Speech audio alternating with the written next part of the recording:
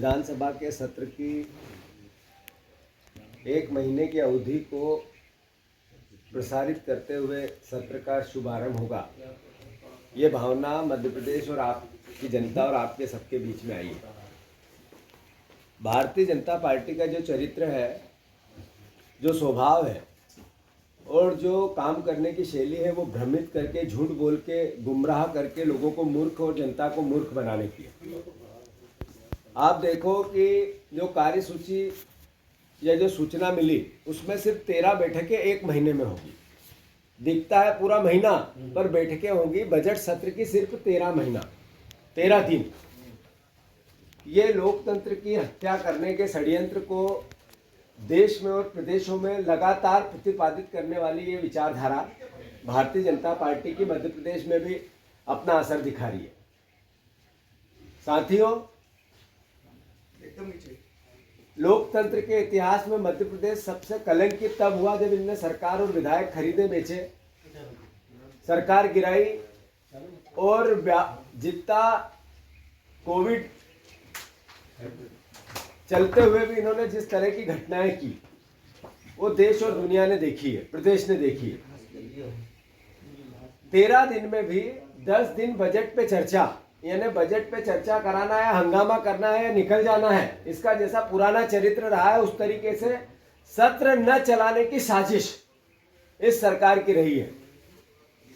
मैं मांग करता हूं आपके माध्यम से कि मध्य प्रदेश में 101 घोटालों का अविश्वास प्रस्ताव पिछले सत्र में हम लेके आए थे, और जब 101 घोटालों का अविश्वास प्रस्ताव लाए थे, तब सरकार का, चूंकि ये सत्र बजट सत्र नहीं था, 3 दिन का ही सत्र था, इसलिए इसका बहाना बना के बहुत सी चीजें छुपा ली गई।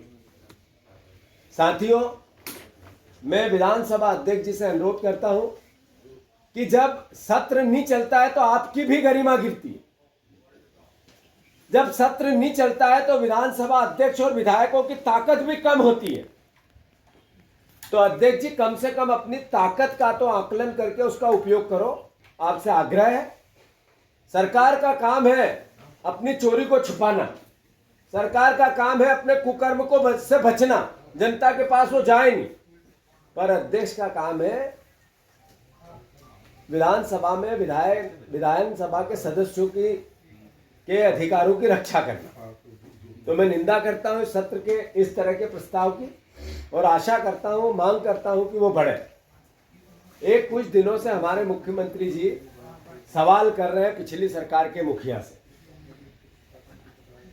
मेरी समझ से परे है कि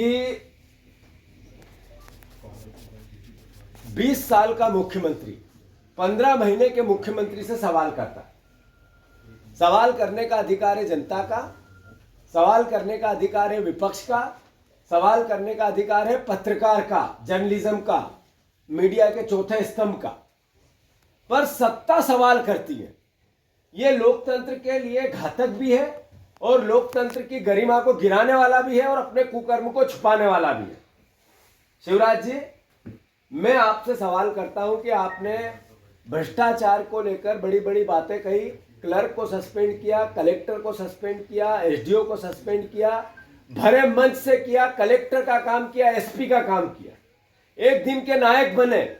आपने लोकप्रियता और मीडिया मैनेजमेंट के साथ अपनी छवि को निखारने की कोशिश की, पर आप जब अंधे क्यों हो गए, बहरे उस समय क्यों हो गए? आपका मुंह क्यों सिल गया कि 125 एकड़ जमीन आपके मंत्री को दान में मिल गई और आपके मुंह से, हलक से एक शब्द भी नहीं निकला? ये सवाल मध्य प्रदेश की जनता पूछे या नहीं पूछे? मुख्यमंत्री जी, 4 लाख करोड़ के कर्जे में मेरा प्रदेश कैसे आ गया और 24,000 करोड़ रुपया पर साल सिर्फ ब्याज देना पड़ता है? इस महापाप का दोषी कौन है? यह सवाल जनता आपसे पूछे कि नहीं पूछे? आपने दोगुनी आय की बात की थी, किसानों की लागत दोगुनी कर दी। आपने मध्य प्रदेश के किसानों को आत्महत्या पर करने को मजबूर कर दिया। खाद नहीं है, बिजली नहीं है, फसलों के दाम नहीं है, और जब आवाज उठाई तो आप ही वो हत्यारे थे, आपकी सरकार थी जिनने 5-5, 6-6 किसानों को गोली मारी। उसके लिए आपने क्या किया? मुख्यमंत्री जी, ये सवाल बनता है कि नहीं बनता है? मुख्यमंत्री जी, ये सवाल बनता है कि नहीं कि आपने नौकरी को लेकर पिछले 20 साल में 100 बार घोषणाएं की। आज भी 46% बच्चे बेरोजगार हैं। रजिस्टर्ड बेरोजगारी में मध्य प्रदेश सबसे अव्वल है। आप में मध्य प्रदेश में बेरोजगारों की आंदोलन और जगह जगह आत्महत्या का दौर सबसे ऊपर है देश में। इस महापाप का दोषी कौन है मुख्यमंत्री जी? ये सवाल मध्य प्रदेश की जनता आपसे पूछे कि नहीं पूछे? मुख्यमंत्री जी ये बताओ, सरकारी नौकरियों में पीएससी की एग्जाम क्यों नहीं हुई पिछले कई सालों से? जो पीएससी का फर्जीवाड़ा क्यों है मुख्यमंत्री जी? व्यापम का फर्जीवाड़ा क्यों है मुख्यमंत्री जी? मुख्यमंत्री जी आप ये बताओ इस प्रदेश को कि मध्य प्रदेश में वो युवा जो एग्जाम की आस में और एज हो गया, उसके भविष्य के महापाप को करने वाला कौन मुख्यमंत्री है? ये सवाल मध्य प्रदेश की जनता आपसे पूछेगी नहीं पूछे?